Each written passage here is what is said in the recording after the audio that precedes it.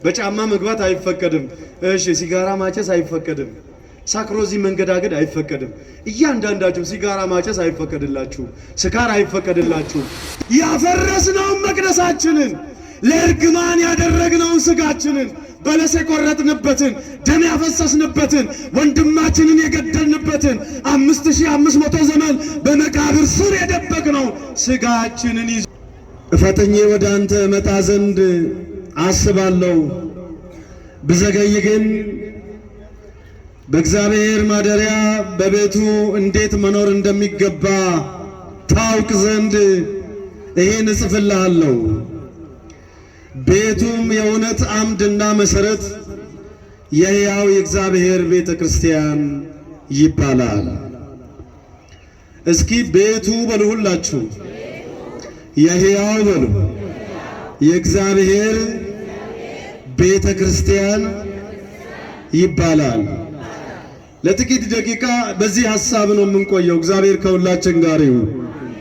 ኃይለ ቃሉን የምታገኙት ቅዱስ ጳውሎስ ለሚወደው ልጁ ለጢሞቴዎስ በላከለት የመጀመሪያ መልእክቱ በምዕራፍ 3 ቁጥር 15 ጀምሮ የተቀመጠ የእግዚአብሔር ቃል ነው። ይህ ቃል በደንብ እንድታውቁት ጢሞቴዎስ ከአሕዛብ ወገን የመጣ ነው። እግዚአብሔርን ከማያውቁ ለሥላሴም ባልተዳደሩ ባልተገዙ ቤተሰቦች መካከል እግዚአብሔር ለቅዱስ ጳውሎስ በትምህርት ይወልደው ዘንድ በሃይማኖት ያሳድገው ዘንድ በጥምቀት ያጸናው ዘንድ እግዚአብሔር የሰጠው የቅዱስ ጳውሎስ ልጁ ነው። አንዳንድ ጊዜ ከአብራክ የሚከፈሉ ልጆች አሉ። አንዳንድ ጊዜ ደግሞ በትምህርት የሚወለዱ ልጆች አሉ። ቅዱስ ጳውሎስ በሥጋ አንድም ልጅ አልወለደም። ነገር ግን በመንፈስ ቅዱስና በሥላሴ ትምህርት በወንጌል እልፍ ልጆችን ወልዷል። በተለይ ከአሕዛብ መልሶ አጥምቆ በወንጌል ከወለዳቸው ልጆቹ መካከል ጢሞቴዎስ አንዱ ነው። በረከቱ ከሁላችን ጋር ይሁን። ኧረ አሜን በሉ እስኪ። ጳውሎስ ደስ አይላችሁም? አንዴ አመስግኑለት እስኪ። እልፍ ልጆች የወለደ ጢሞቴዎስ አባቱም እናቱም ግሪካውያን ናቸው። ግሪካውያን ፍልስፍናቸውን ብቻ መጠገያ ያደረጉ፣ እግዚአብሔርን የማያምኑ፣ እግዚአብሔር የመረጠውን የማይመርጡ፣ ሌላ ዓለም ውስጥ ያሉ፣ በብርሃን ይልቅ ጨለማን፣ ከሕይወት ይልቅ የሞት ትምህርት የተከተሉ ነበሩ። ከነሱም መካከል ጢሞቴዎስን መለሰ ቅዱስ ጳውሎስ። ከመለሰ በኋላ ኤጲስቆጶስ አድርጎ ሾሞ በቤተ ክርስቲያን ላይ አባት አድርጎ በወንጌል ይኖር ዘንድ ቤተ ክርስቲያንን ይመራ ዘንድ ሥርዓትን ያስተካክል ዘንድ ኃላፊነት ሰጥቶት 2 መልእክታትን ደግሞ ጽፎለታል። ስንት መልእክታትን አልኳችሁ? በሉ እንጂ ስንት መልእክታትን? 2 መልእክታትን ሲጽፍለት ስለ አገልግሎት ጽፎለታል፣ ስለ ክብረ ክህነት ጽፎለታል። በዚህ ቅድም ያነሳነው ላይ ግን ስለ እግዚአብሔር ቤት ስለ ቤተ መቅደስ ጻፈለት። ስለ እግዚአብሔር ማደሪያ የሆነው ቤት። ያው ቅዱስ ጳውሎስ ሰፊ አገልግሎት አለበትና ፈጥኜ ወደ አንተ መጣ ዘንድ አስባለሁ፣ ፈጥኜ ወደ አንተ ለመምጣት እሞክራለሁ፣ በአካል አግኝቼ ስለ እግዚአብሔር ቤት እነግር ዘንድ እሻለሁ። ብዘገይ ግን አለ አገልጋይ ከሰይጣን ፈተና የተነሳ ይዘገያል፣ ከዓለም ሰልፍ የተነሳ ይዘገያል። አገልጋይ የዛሬ እንጂ የነገ አይደለምና ብዘገይ ግን አለ ጳውሎስ በእግዚአብሔር ማደሪያ ቤት ውስጥ እንዴት መኖር እንደሚገባ ታውቅ ዘንድ ወድጄ ይህን እጽፍልሃለሁ። ቤቱ የእውነት አምድና መሰረት የሕያው የእግዚአብሔር ቤተ መቅደስ ይባላል። እዚህ ሜዳ ላይ የተሰበሰባችሁ አንድ ጉዳይ ሰብስቦናል። ከእግዚአብሔር ቀጥላ ወደዳችሁም ጠላችሁም የሰበሰበችን ቅዱስ ያሬድ እንደተናገረ አንድ ያደረገችን ቤተ ክርስቲያን ናት። ክብርና ምስጋና ለእግዚአብሔር ይሁን። ቤተ ክርስቲያን ባህሪዋ መሰብሰብ ነው። ከሰሜን ከደቡብ ከምስራቅ ከምዕራብ ወንድ ሴት ሳትለይ ሳትከፋፍል የተሰጣት ትልቁ ባህሪዋ መሰብሰብ ነው። ለሁሉም እናት መሆን ነው። ደግሞ ቤተ ክርስቲያን እንኳን የኛ የእግዚአብሔር ልጆች ጸሎት የአሕዛብም ጸሎት የሚሰማባት ቤት ናት። መጽሐፍ እንጥቀስ። የቅዱስ ማርቆስ ወንጌል ምዕራፍ 11 ቁጥር 17 ላይ ቤቴ አለ ጌታ የአሕዛብም ጸሎት የሚሰማባት ቤት ናት እንጂ የንግድ ቤት አይደለም ማለት። እንዲያው ለሶሎሞን ቃል ሲገባለት ማንም ሰው ከምስራቅ ከምዕራብ ከሩቅም ከቅርብም መጥቶ በዚህ ስፍራ የተማጸነኝ ካለ ጸሎቱን እሰማለሁ አለ እግዚአብሔር። ክብርና ምስጋና ለአምላካችን ይሁን። አደራም ምለው በእግዚአብሔር ቤት እንዴት እንኖር? በዘፈቀደ አንኖርም። እንደ ተመቸን ብቻ አንኖርም። ሕግ ጠብቀን እንኖርባታለን። እየተማርን እንኖርባታለን። በጸጋ እየተባረክን እንኖርባታለን።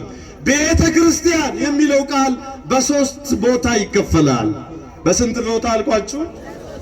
በሉ እስኪ። አዎ ቤተ ክርስቲያን ማለት በሶስት ከፍላ ቤተ ክርስቲያን ታስተምረናለች።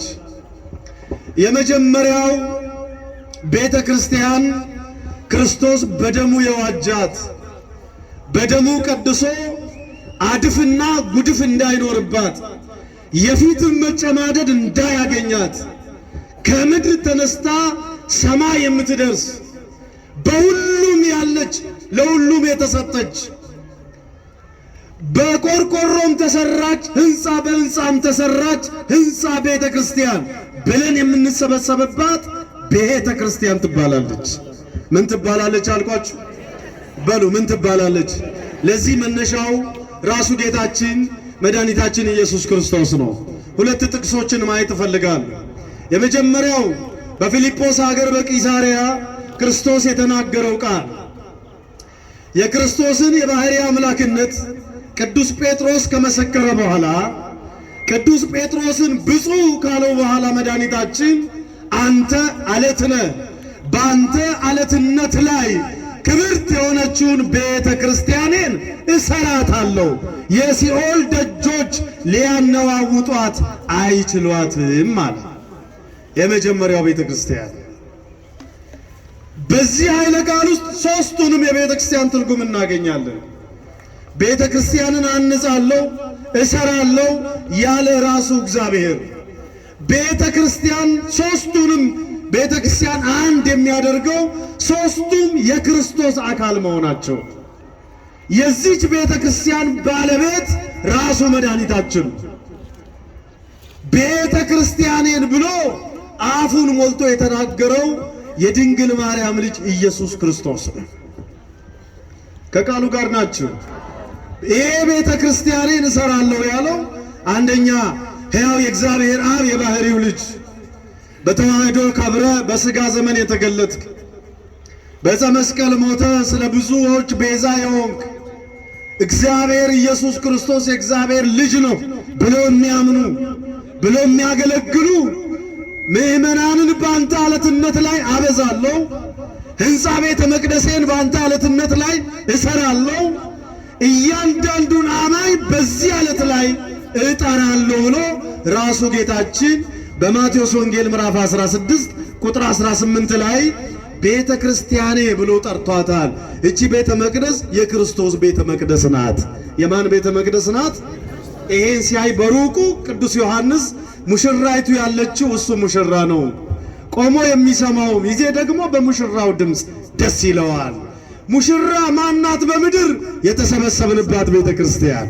ሙሽራ ለመሆኗስ አደፍ የለባትም፣ ጉድፍ የለባትም፣ የፊት መጨማደድ እንኳ የለባትም፣ ጉድለት የለባትም። ክርስቶስ ሙሽራ ያስፈልገዋል። አዎ ፍጽምት ሙሽራው ቤተ ክርስቲያን ናት። ክብርና ምስጋና ለስም አጠራሩ ይሁን። ቤተ ክርስቲያን የክርስቶስ ሙሽራ ናት። የማን ሙሽራ ናት? ሰርቷታል። እቺን ቤተ ክርስቲያን በመስቀል ላይ ሰርቷታል። ጀርባው እየቆሰለ የኃጢአተኞችን ምራቅ በቅዱስ ፊቱ እየተቀበለ በመስቀል ላይ ሰርቷታል።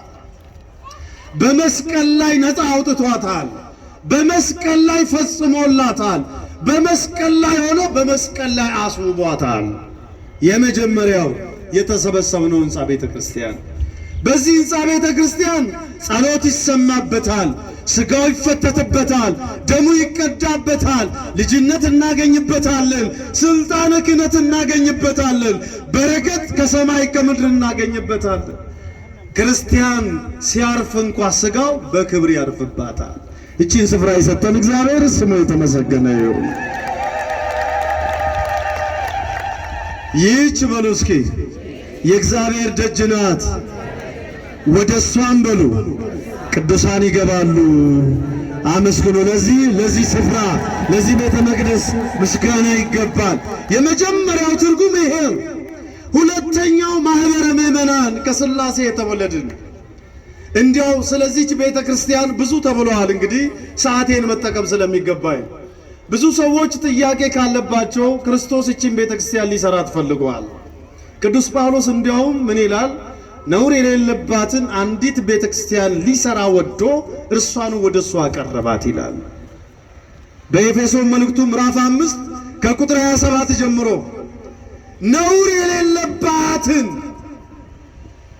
አድፍ የሌለባትን አንዲት ንጽሕት የሆነች ቅድስት የሆነች በሰዎች ሐሳብ ያልተመሰረተች በሰዎች ጋጋታ ያልተመሰረተች ቢጠሏት የማትጠላ ቢገፋት የማትወድቅ ንጽሕት ቤተ ክርስቲያንን ወደ ራሱ ሊያቀርብ ወደደ። ምን አደረገ? እሷንም ሰራት። ስለዚህ ለዚህ ቤተ መቅደስ ተገቢውን ክብር እንድንሰጥ እግዚአብሔር ሁላችንን ይርዳል። የልብም የእግርም ጫማችንን አውልቀን ገብተን እንድንባረክበት እግዚአብሔር ይርዳል። አሜን በሉ። ተከባብረን እግዚአብሔር እንድናገኝበት እግዚአብሔር ይርዳል። ሕንፃ ቤተ መቅደሱን በክብር እንድንይዝ፣ ቅኔ ማሕሌቱን በክብር እንድንይዝ፣ አውደ ምሕረቱን በክብር እንድንይዝ፣ መቅደሱን በክብር እንድንይዝ፣ ደጀ ሰላሙን በክብር እንድንይዝ፣ መጠለያውን በክብር እንድንይዝ። በክብር ያልተያዘ ሃይማኖት የሚጠናቀቀው በክህደት ነው ተብሎ ተጽፏል። በክብር ቤተ ክርስቲያናችንን እንድንይዝ እግዚአብሔር ይርዳን።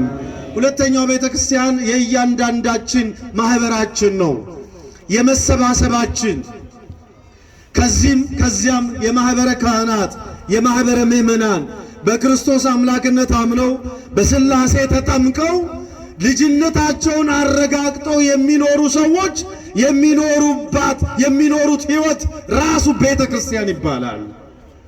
አዎ ቤተ ክርስቲያን ስንል እያንዳንዳችንን ማህበራችን ያለ መለያየት አንድ መሆናችን፣ ያለ መከፋፈል አንድ መሆናችን፣ አንዱ ለአንድ ማዘናችን፣ አንድ አይነት ልብስ መልበሳችን፣ አንድ አይነት ሥርዓተ አምልኮ ውስጥ መኖራችን፣ በአንድ አይነት አንዱን የእግዚአብሔርን መንግሥት ተስፋ ማድረጋችን፣ ወንድ ሴት ሌላም ሳንባባል አንድ ሆነን የምንኖረው እሱ ቤተ ክርስቲያን ይባላል።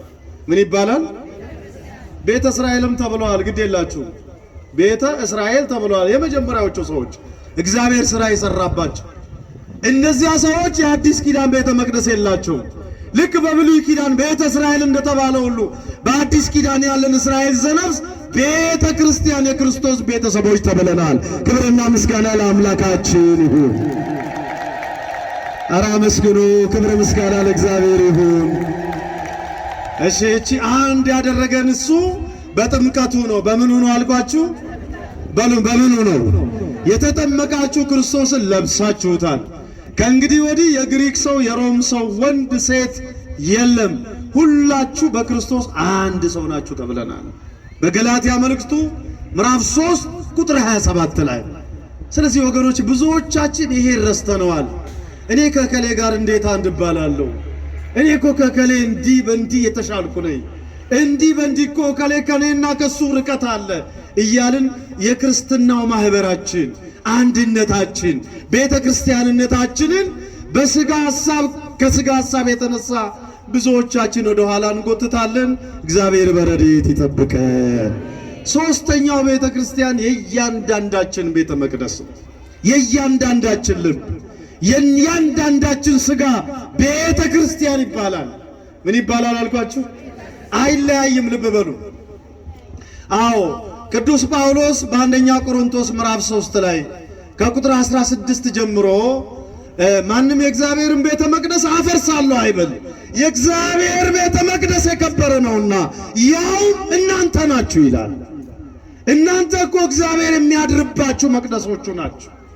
ልባችሁን እግዚአብሔር አጥብቆ የሚፈልግ አእምሯችሁ። አሁን ወደ ቤተ ክርስቲያን ስንመጣ ገና በልጅነታችን 36 ቦታ ላይ ታትመን የእግዚአብሔር መንፈሱ ማደሪያዎች እንሆናለን። እናንተ የእግዚአብሔር መንፈስ ማደሪያዎች ናችሁ። እግዚአብሔር መንፈሱን የሚያሳድረው በራሱ ንብረት ላይ ብቻ መሆኑን ወቁ። እኔ ያንተ ንብረት አይደለሁም ካላችሁ እግዚአብሔር መንፈሱን ያወጣል። አይተናል። ከሳኦል እኮ መንፈሱን ወስዷል እግዚአብሔር። እየሰማችሁኝ ነው? የእግዚአብሔር መንፈስ ያ ቅባቱ መንፈስ የድል ቅባት ያለበት የንግስና ቅባት ያለበት እግዚአብሔርን የማገልገል የንግስና ቅባት መንፈስ ያለበት ልክ እግዚአብሔርን ሲያሳዝን እግዚአብሔር ብዙም አልተጣላውም፣ መንፈሱን የወሰደበት። ከዚህ በኋላ ቤቱ በጭንቅ ነው የተሞላው። እንዲያው እግዚአብሔር ተጣልቶኛል አለ ሳኦል። የመጀመሪያው የእስራኤል ንጉሥ የተናገረው ይገርመኛል። ወደ ሳሙኤል መጣና እግዚአብሔር ተጣላኝ አለ። ምስኪን እኮ ማን ተጣላኝ አወቅ። አያችሁ፣ ከአህያ ጥበቃ አንስቶ የእስራኤል የመጀመሪያ ንጉሥ ያደረገውን እግዚአብሔርን በዓልና አስታሮት እያመለከ ሲያሳዝነው እግዚአብሔር ብዙም ሰልፍ አልወጣበትም። ሳሙኤል ያለቅሳል። እግዚአብሔር ግን ሳሙኤልን እንዲህ አለው፣ እስከ መቼ ለሳኦል ታለቅሳለህ? አሁን መንፈሴን ከሱ ላይ ወስጃለሁ አለ እግዚአብሔር። የሳኦልን ሕይወትና ቤት እያደከመ የዳዊትን ቤት እያጠነከረ መጣ እግዚአብሔር። በራሱ ዕቃዎች ላይ መንፈሱን ያሳድራል።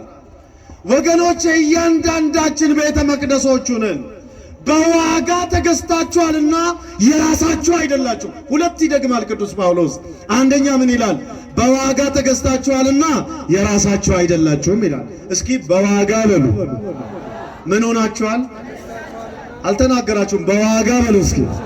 ምን ሆናችኋል? ከፍ አድርጎለት ክብር ምስጋና ለስሙ። የራሳችሁ አይደላችሁ። ይቀጥላል። አንደኛ ቆሮንቶስ ምዕራፍ 7 ቁጥር 20 ላይ በዋጋ ተገዝታችኋልና የሰዎች ባሪያ አትሁኑ ይላል። ደግሞ ስጋዊ ጉዳዮችን የሚያራምዱባቸውን በስጋ ብቻ ያሉትን ሰዎች የነሱ ባሪያዎች አትሁኑ። በዋጋ ተገዝታችኋል ማለት ምን ማለት ነው? ቤተ ክርስቲያን ወደ ክርስቶስ አደርሳችኋለች ማለት ነው። እንዲያው የቤተ ክርስቲያን ታሪክ ጸሐፊ ተርቱሊያን የተባለ ሊቅ እንዲያው ሰዓቴን እንዳልወስድ ስለ ቤተ ክርስቲያን ከጻፈ በኋላ ቤተ ክርስቲያን እናት ያልሆነችው እግዚአብሔር አባት አይሆነውም አለ። እስኪ ቤተ ክርስቲያን በሉ እናት ያልሆነችው እግዚአብሔር በሉ አባት አይሆነውም። ላብራራላችሁ። እግዚአብሔር ለሁሉም አምላክ ነው።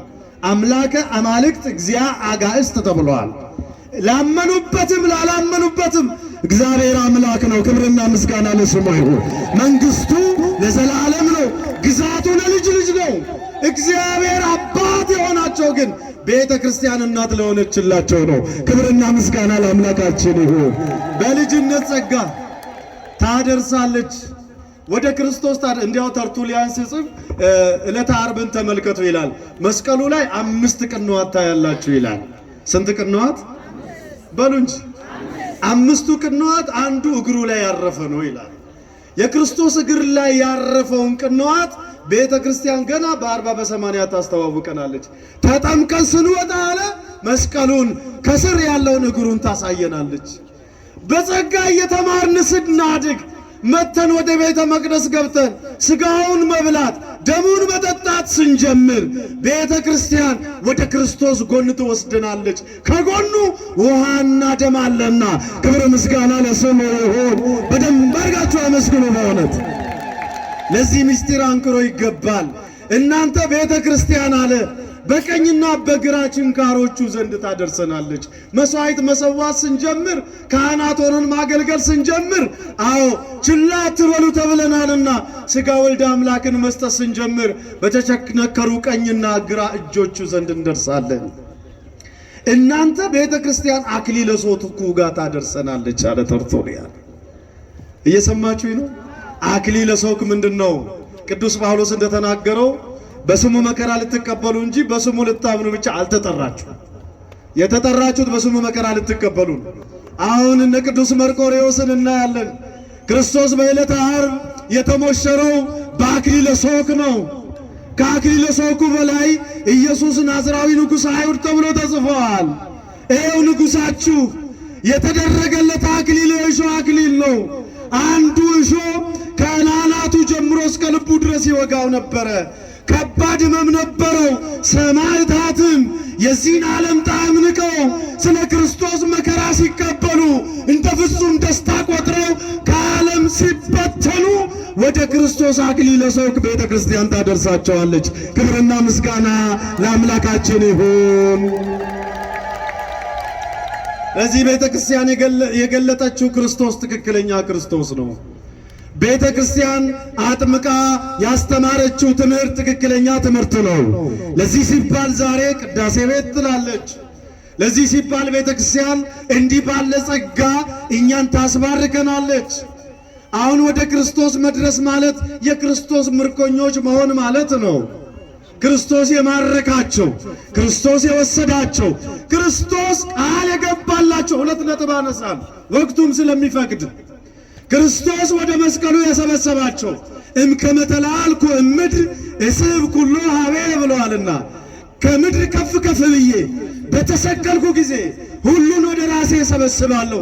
በመስቀሉ ስር መሰብሰብ ማለት በሰማይ ስፍራ ማግኘት ማለት ነው። በዚህ ስፍራ ማግኘት ማለት ነው። እዚህ ሰበሰበን አይደል? ቅዱስ ጳውሎስ ደግሞ አስቀመጠን ብሎ ጻፈ። በኤፌሶን መልእክቱ ምዕራፍ 2 ቁጥር 6 ላይ በሰማይ ባለው ሀገር በአባቱ ቀኝ አስቀመጠን አለ። ክብርና ምስጋና ለአምላካችን ይሁን። ኧረ አላመሰግናችሁም? አሁን በዓለ ዕርገት አይደለም የምናስበው። ያረገው እግዚአብሔር ወልድ ብቻውን እንዳይመስላችሁ ወደ ሰማይም አረግ፣ ምርኮንም ማረክ፣ ለሰው ልጆችም ስጦታዎችን ሰጠ ተብሎ ነው የተጻፈው። ለእግዚአብሔር ማረግ መውረድ ብርቁ አይደለም ወገኖቼ፣ ምሉ በኩሌ ነው እግዚአብሔር። በዘመነ ሥጋዌው እኛ የጣልነውን ሥጋችንን ያፈረስነውን መቅደሳችንን ለእርግማን ያደረግነውን ሥጋችንን በለስ የቆረጥንበትን ደም ያፈሰስንበትን ወንድማችንን የገደልንበትን 5500 ዘመን በመቃብር ስር የደበቅነው ሥጋችንን ይዞ ተነሳ። ሲነሳ እኛም ተነሳን። ሞቱን በሚመስል ሞት ከሱ ጋር ተባብረን ትንሣኤውን በሚመስል ትንሣኤ ከሱ ጋር በትንሣኤ ቀና ቀና ስንል ሲያርግ ይዞን ወጣ። ክብርና ምስጋና ለስም አጠራሩ ይሁን። በእግዚአብሔር ቀኝ አስቀመጠን ተብለዋል። ያ ብቻ አይደለም፣ ሐሳባችሁ ከክርስቶስ ጋር በሞት ከተሰወራችሁ ሐሳባችሁ በሰማይ ይሁን ተብላችኋል። እስኪ ሐሳባችሁ በየት ይሁን? ቤተ ክርስቲያን ክርስቶስ ጋር የምታደርሰው እንዲህ ባለ ጸጋ ነው። እዚያ ስፍራን አዘጋጅታ ነው። ቤተ ክርስቲያን መንፈስ ቅዱስን የምትሰጥ ልታጽናናን፣ ልታስተምረን፣ ልታጸናን ነው። ቤተ ክርስቲያን አብን የምታሳየን ርኅራኄውን፣ ፍቅሩ ልትገልጥልን ነው። ለዚህች ቤተ ክርስቲያን እልልታ ያንስባታል። በደንብ አድርጋችሁ እግዚአብሔርን አመስግኑ። ስለዚህ በሰማይ ካለ በሰማይ አኑሩ ልባችሁ። ቤተ ክርስቲያን 24 ሰዓት በሰማይ አሉ ልብክሙ አእምሩ ሀበዘ ትቀውሙ ትለናለች። እስኪ የቆማችሁትን ቦታ አወቁ። ልባችሁ ሐሳባችሁ በሰማይ ይሁን። በየት ይሁን? እቺ ቤተ ክርስቲያን ባትኖር ታዲያ እንዴት ሰማይ ላይ መውጣት ይቻላል? አንዳንድ ጊዜማ ዋጋዋን አናሳንስባት፣ እኛ ጋር ስለደረሰች እንዳይመስላችሁ። ቅድም ብያችኋለሁ፣ ክርስቶስ ተንገላቶ ነውር አደፍ የሌለባት አድርጎ ሰርቷታል። በዚህ ምድር ላይ እቺ ቤተ ክርስቲያን አትፈርስም፣ መጨረሻዋም ትሰወራለች። ክብርና ምስጋና ለአምላካችን። ይወስዳታል፣ ይሰውራታል፣ ይወስዳታል። የሲኦል ደጆች አይችሏትም። የዚህች ቤተ ክርስቲያን ልጆች ያደረገን እግዚአብሔር ይክበር ይመስገን። ስለዚህ ቅዱስ ጳውሎስ ምን አለ? ልጁን በእግዚአብሔር ማደሪያ ቤት፣ በቤተ መቅደስ፣ በማኅበሩም በእያንዳንዳችሁ እንዴት መኖር እንደሚገባ ታውቁ ዘንድ እጽፍላችኋለሁ። በዘፈቀደ አይኖርም ክርስቲያን። እንደፈለገ ወጥቶ አይገባም ክርስቲያን። ሲራመድ ለእርምጃ ይጠነቀቃል። ሲናገር ለቃሉ ይጠነቀቃል። ሲኖር ለኑሮ ይጠነቀቃል። ሙሽራ ነው ክርስቲያን። ለክርስቶስ በንጹሕ ደሙ የታጨን ሙሽራዎች ነን። ይህንን መታጨታችንን ብዙ ነገሮች ወስደውብናል። በወንጌሉ ኃይል ታጭተናል። በሰማይ በረከት ታጭተናል። በልጅነት ጸጋ ታጭተናል። ይሄ ልንጠብቅ ይገባል። እግዚአብሔር ከሁላችን ጋር ይሁን። ኤጋ ጉያራ ኤቢፈሙ መነቁልቁሉማ ከና ኢጃረሙ መነቁልቁሉማ ከና ጋፈ ያደኑ መኒ ክርስቲያና መኒ ቁልቁሉማ በከሰዲት ቆደምቲ ኢኒ ጀልቀባ መነስ ወልቲ ሰሳበምተኒ ከሰ ጀርተኒ ከዋቀዮን ይታርገተን ከንፎንሳ ይትኛተን ከኒገሳ ይትዱግዳን ከኒጆሉማ ይታርገተን ከኒት ጉዳተኒ ኢኒ ለመታ ወልቲ ቀበሙ ከሰኒ ለጋኑቱ ወሊን ቆቆዲን ቆቃኑቱ ወሊን ቆቆዲን ቢፋኖቱ ወሊን ቆቆዲን ቶኮታተኒ ከን ከሰ ጀራተኒ ኢኒ ሰደፋ ማሉማ ከሰኒ ኢስኑ መኖ ዋቀዮቲ ኢስኑ ቡልቶ ዋቀዮቲ ቡልቶ አፉረ ቁልቁሉቲ ኩን ሰደኔ ገሙ ቀባ ሴራን ከሰ ጅራተሙቱ ቀባ ሴራን ትጉደቹቱ ቀባ ኤቢፈማ ጅራቹቱ ቀባ በዓሉን አክብረን መሄድ ብቻ ሳይሆን እኛም ደግሞ ከወዴት እንደወደክ እንድናስብ የት እንዳለን እንድናስብ እግዚአብሔር መንፈስ ቅዱስ ይርዳል። አዎ በዓሉ በየዓመቱ ቅዳሴ ቤት ተብሎ ይከብራል። መከበርም አለበት። ለምን ቅዳሴ ቤት ተባለ? የተለየ ስፍራ የሆነበት ቀን ስለሆነ በቅባ ሜሮን በእደ ሊቃነ ጳጳሳት በመነኮሳት የተቀባ ስለሆነ የተቀባ ደግሞ አይቆሽሽም። የተቀባ የቃል ኪዳን ስፍራ ነው። እዛ ዘፍጥረት 28 ከቁጥር 20 ጀምራችሁ እዩ። ያዕቆብም የተንተራሰውን ድንጋይ አነሳ፣ ዘይትም አፈሰሰ፣ ቀባ፣ እንዲህም አለ በእውነት ይሄ ስፍራ እኔ አላውቅም የእግዚአብሔር ቤተ መቅደስ ነው አለ። የማን ቤተ መቅደስ ነው? ከዚህ በኋላ ይሄ ስፍራ ስሙ ቤቴል ይባላል። እንዲህ ከተቀባስ እንዲህ ከከበረስ ደግሞ እዛ ጸሎት ይጸለያል። እዛው ጸለየ ያዕቆብ አባታችን። መጸለይ ብቻ አይደለም፣ ስለት ይሰጣል። ወገኖቼ በደንብ ስሙኝ። ስለት የሚሰጠው በእግዚአብሔር ቤት ብቻ ነው። ስለት የገንዘብ ሊሆን ይችላል። ልጅ የበረቱማ ልጅም ስለት ሰጥተዋል እግዚአብሔር እና ሐና። እየሰማችሁኝ ነው? እየሰማችሁኝ ነው ወይ? አዎ ተነስተዋል። አሁን ብዙ ሰዎች ስለት የሚሰበስቡ አምጦ የአባልነት የሚሉ ለገንዘባችሁ እናንተን የሚፈልጓችሁ፣ ገንዘብ ካልሰጣችሁ ከአባልነት የሚሰርዟችሁ። እቺ ቤተ ክርስቲያን ስለትን ባትሰጡም ልጃልቿ ናችሁ። ክብርና ምስጋና ለአምላካችን ይሁን። ሕይወታችሁን የምትሰጡባት አመስግኑ በደንብ አድርጋችሁ። የቤተ ክርስቲያናችሁን ድምፅ ስሙ። የመጀመሪያው ያዕቆብ ያደረገው ስፍራውን ነው የለየው።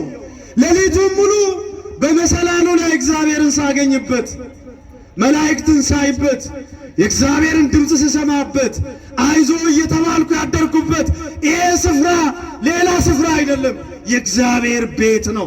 ስሙም ቤቴል ይባላል። ቤቴል ማለት የእግዚአብሔር ቤት ማለት። ከዛ በኋላ ደግሞ ጸሎት ጸለየ። ጸሎቱን እንዲህ ብሎ ጸለየ፣ እግዚአብሔር አምላኬ ቢሆነኝ እንዴት ደስ ይላል። ያዕቆብ እናንተ ወደ ሄድኩበትም ስፍራ በሰላም ቢያደርሰኝ፣ የምበላውን እንጀራ ቢሰጠኝ፣ የምለብሰውን ልብስ ቢሰጠኛል፣ አምላኬ ለዘላለም አባት ይሆነኛል አለ። ቀጥሎስ ደግሞ ወደሚሄድበት በሰላም ካደረሰኝ፣ እንደገና ቀን ጠብቆ ወደ አባቴ ወደ ይስሐቅ ቤት ወደ ተወለድኩበት ቤት በሽልም ከመለሰኝ፣ በጤና ከጠበቀኝ፣ ከመገበኝ አለ እግዚአብሔር በዚህ ቦታ ላይ መሰዊያ ሰርቼ ካገኘሁት 20 ለእግዚአብሔር ከ10 1 ለእግዚአብሔር ይሰጣለሁ አለ። ቤተ ክርስቲያን አስራታችሁም ተቆጥሮ የሚሰጥበት ነው። በዚህ ነው ይሄን መነሻ አድርገው እና ሐና ሳሙኤልን የመሰለ ልጅ ለቤተ መቅደስ ሰጥተዋል። ክብር ምስጋና ለእግዚአብሔር ይሁን። ኧረ ለንበሩ ግድ የላችሁ። እሱ ብቻ አይደለም፣ ዓለምን በመሃል እጁ የያዘውን ጌታችንን መድኃኒታችንን ኢየሱስ ክርስቶስን የወለደችልን ድንግል ማርያም አስራት ተደርጋ የተሰጠችው ግለሰብ ቤት አይደለም፣ ዘሩባቤል በሰራው በእግዚአብሔር ቤተ መቅደስ ነው። ክብር ምስጋና ለአምላካችን ይሁን። አስራቱን ሰጥ። ብቻውን የተሰደደ ያዕቆብ ከብዙ ዓመት በኋላ ደግሞ እኮ ያዕቆብን ያሳደደው ወንድሙ ነው። ታውቃላችሁ መቼም ሌላ ታሪክ እንዳይሆን። ወንድም ለወንድም መሰደድ ዛሬ አልተጀመረም። ዛሬ ደርሶባችሁ ከሆነ እዚሁ ነው ማልቀስ። እየሰማችሁኝ ነው? የእናቱ ልጅ ነው ያሳደደው ያዕቆብን። የእናቱ ልጅ መንትያው ኤሳው የተባለው ስለት ስለሆነ ያሳደደው። እንዲያው እናታችሁ አስተዋይ ናት። ወንድሜ ልጄ ሆይ ወንድም ሊገልህ ይፈልጋል። ንዴቱ እስኪበርድለት ድረስ ዞር በል፣ ትንሽ ወደ ላባ ቤት ሂድ፣ ንዴቱ ሲበርድለት ወንድም ይተዋል አለች። አስተዋይ ናት። አንድ ያመስግኑላት እናንተ። በጣም አስተዋይ ናት። ተመልሶ ሲመጣ ስለቱ ሲደርስለት ነው የምላችሁ። ብቻውን የወጣ ብዙ ሚስት አግብቶ ብዙ በከብት ርቢ ተባርኮ በልጆች ተባርኮ ልክ ሲመለስ ቤቴል ደረሰ። ለምልክት ያኖራት ድንጋይ እንዳማረባት አገኛት። ክብርና ምስጋና ለአምላካችን ይሁን። በዚያም መስዋዕት ሰራ፣ ከከብቶቹ ለየ፣ ከእንስሳቱም ለየና ለእግዚአብሔር ስለት አቀረበ። ለመጀመሪያ ጊዜ ለእግዚአብሔር ስለት ያቀረበ ያዕቆብ ነው። የያዕቆብ በረከት ከሁላችን ጋር ይሁን። ስለዚህ ቤተ ክርስቲያን ስለት የሚገባው እዚህ ጠይቁት። ቅዱስ ገብርኤል ምን ይሳነዋል? እሳት ነው፣ ከእሳት ያወጣችኋል። ደስ የሚል መስማት ፈለጋችሁ? አብሳሬ ትስብእት ነው። አብሳሬ ድንግል ደስ የሚል ዜና የሚናገር ደስ የሚል ቃል የሚያመጣ ደና የሚያውል የሚባርክ ገብርኤል ነው ያለው እዚህ። ክብርና ምስጋና ለአምላካችን ይሁን። የዳንኤል ወዳጅ ነው ያለው እዚህ። የአናንያ የአዛርያ የሚሳኤል ወዳጅ የድንግል አብሳሪ ነው ያለው እዚህ። እናንተ በእጃችን ስለሆነ እንጂ ቀደም የነበሩ አባቶቻችን እኛ ያለንበትን ጸጋ ቢያገኙ ኖሮ የበለጠ ይጠቀሙበት ነበረ። እንድንጠቀምበት እግዚአብሔር ይርዳል። ይሄኛው ቤተ መቅደስ ጥበቃ ያስፈልገዋል። ማህበራችን ጥበቃ ያስፈልገዋል። እያንዳንዳችንም ጥበቃ ያስፈልገናል። ወገኖቼ በዚህ ቤተ መቅደስ ውስጥ አልባሌ ንግግር አይፈቀድም። በጫማ መግባት አይፈቀድም። እሺ፣ ሲጋራ ማጨስ አይፈቀድም። ሳክሮዚ መንገዳገድ አይፈቀድም። እያንዳንዳችሁ ሲጋራ ማጨስ አይፈቀድላችሁም። ስካር አይፈቀድላችሁም። ቤተ ክርስቲያን አንዲት ናት። ክብርና ምስጋና ለአምላካችን ይሁን። ይሄንን በሕይወት እየተረጎምን እምነታችንን እያወቅን ቤተ ክርስቲያናችንን እያወቅን የሳትን ተመልሰን ንስሐ ገብተን የበለጠ ማደግን በመንፈሳዊ ሕይወት እንድንይዝ ራስ ወደ ሆነው ወደ ፈጠረን እንድናድግ ስር ሰደን በእግዚአብሔር ቤት እየለመለምን እንድንኖር እግዚአብሔር በቸርነቱ ሁላችንን ይርዳን። ያስተማረን እግዚአብሔር ቃሉን በልባችን ይሰውርልን። መልካም በዓል ይሁንልን። ወስብሐት ለእግዚአብሔር።